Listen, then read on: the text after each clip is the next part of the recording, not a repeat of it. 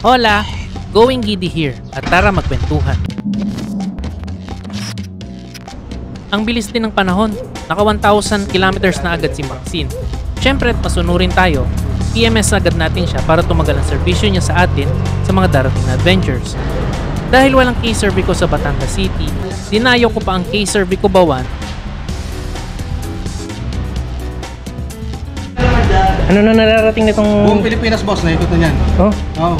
Dahil napaaga ako, umusyoso muna ako sa paligid. Kuha ng idea ko anong magandang pwedeng idagdag o set up kay Maxine para mas maging comfortable ang ride ng malayuan. Ruben, sir. Sir Christian. Si Sir EJ. Bago nating subscriber sa araw na ito. Agad akong inasikaso ng mga staff nila ni si Sir Christian at si Sir Ruben. Galing magtanong, Buti at pwede rin ako manood sa working bay nila para matuto ako kung anong dapat kong gawin kay Maxine in case na magkaroon ako ng kailangan gawin sa kanya. Accommodating naman ang kanilang mga staff sa mga inquiries ko at alam nila ang kanilang mga ginagawa.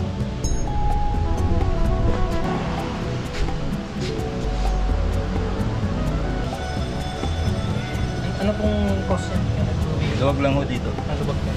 May lumalagot to kasi pag dinadrive ko to sa lubak eh. So, sabi ni Sir sa bushing daw, may higpitan lang. Which is common daw sa mga ganitong unit. Nag-request din ako nagrasahan ng bushing ni Maxine kasi medyo siya nag-squeak pag nalulubak. Pinaklas nila ang buong assembly at nilagyan ng grasa ang mechanism.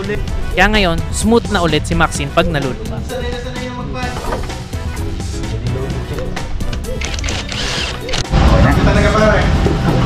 Wala nang alog. I'm really satisfied sa service ni K-Survey ko Bawan. Kaya ugaliin nyo rin magpa-PMS ng inyong sasakyan para iwas sakit sa ulo. Biyahe na ulit, malayo. 3. Thank you, sir! Good job! Siyempre, after PMS, sinapa ko agad sa ahon si Maxine sa Tagaytay to meet with Mac and Sir Arthur para makapag-camping. Uy!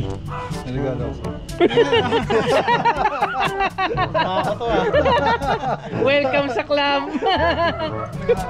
Nice! So pagdadrive natin si Sir Arthur, punta tayo doon sa favorite spot namin dito sa Tagaytay. Sarap ng pasahero! Yung destination namin was nothing special. Gilid-gilid lang actually. Basta may view, presko ang hangin, at hindi matao, game agad. Kaya nga perfect sa mga katulad namin ang mga tuk-tuk.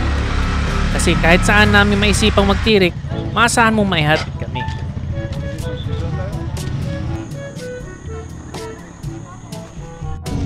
Adequate ang space ng aming mga tuk-tuk at naipagkasya namin aming mga camping gears. Salamat kay Sir Arthur sa masarap na kape and sa wife ni Mac for preparing our dinner na shawarma. Sinadya pa nila maghanap ng pita bread for this occasion. Magkakape muna kami. Vlog ka muna, Doc. Kakape at shawarma. Sheesh! Pinaganda ni Mrs. yung shawarma. Yeah.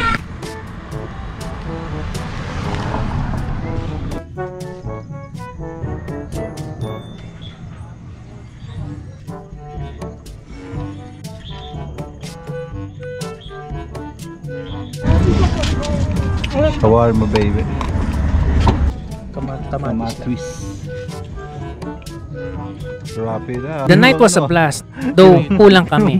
May mga naging commitment kasi sila Arden and Tenten kaya hindi sila nakasama. Hopefully makasama namin ulit sila sa susunod na adventure. Again, salamat sa pagsubaybay at suporta sa aking munting palatuntunan. Till next time, ciao! Yun, sa wakas, dumating din. Shoutout kay Sir Joel. Yan, good evening. Tagpo din ng dalawang Maxima. Ang biyahe? Ay, bro.